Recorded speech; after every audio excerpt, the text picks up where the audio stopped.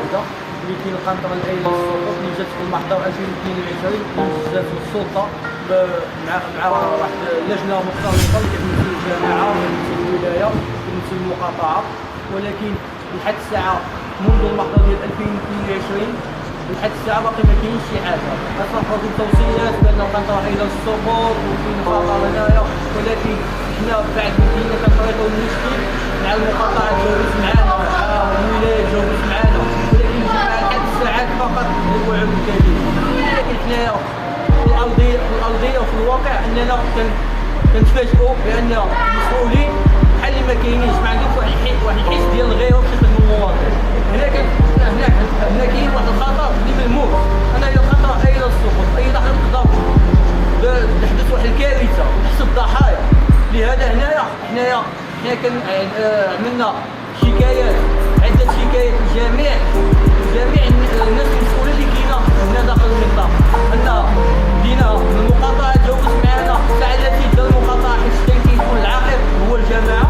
مشينا حنايا طريقنا المشكل مع الجماعه، ما كانش شي رد ذلك الوعود الكاذبه. مشينا لجأنا اعلى مسؤول اللي كاين في المدينه اللي هو شخص الوالي، ولكن جاوب معنا وقت واجد انه جاوب معنا، ولكن شنو هذا الجواب ديال الولايه اللي كان؟ هما الحواجز واش نضرب دابا هاد الحواجز هما اللي غيخليو الخطا، هما اللي غيخليو ان القنطره ما تطيحش.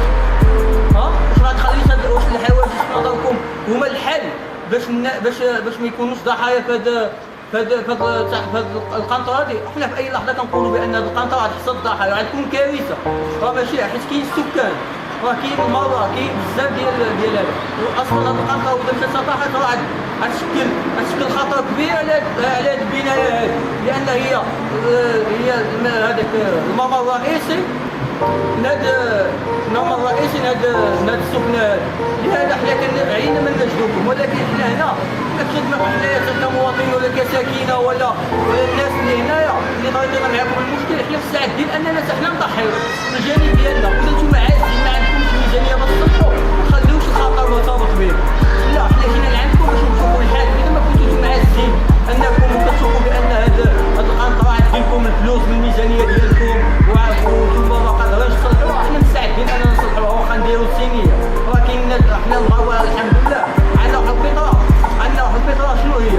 اننا حنايا كنتعاونوا، معروف علينا حنا كمغاربه كنتعاونوا.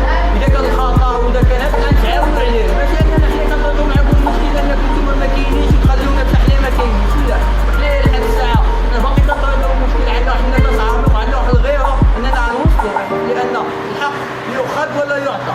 لهذا حنايا في هذا المنبر ديالكم كنبغي نعلن انا واحد الحاجه اللي هي حنايا باقي في الخدمه ديالها، اننا حنايا غنعطيو فرصه لهاد الجماعه ولا الولايه ان هذا، ولكن حنايا عندنا واحد برنامج نضالي اللي غيكون على المدى القريب والمتوسط والبعيد. لاننا حنايا ماشي ساكتين ولا ناعسين ولا حنا بالعكس، حنا كنعرفوا بان شهر 8 غوش لان كاين الاغلبيه ديال الادارات اللي هما في عطله، ولكن حنا مورا هاد العطله غنطريقوا المشكل وغنصعدوا الامور، لاننا حنا ما نبقاوش مكتفين ايدينا ولا عاد سكسونا ولا شي حاجه. لا بالعكس، هادشي هذا الا وكيعطينا خصكم تحملوا المسؤوليه التاريخيه ديالكم، لان حنا كمواطنين غياوين على المدينه هذه. حنا مقبلين على تدهورات، حنا ما خصناش نشوفوا الشارع الرسمي بان مزيان، لا خصنا نسوقوا المدينه ككل.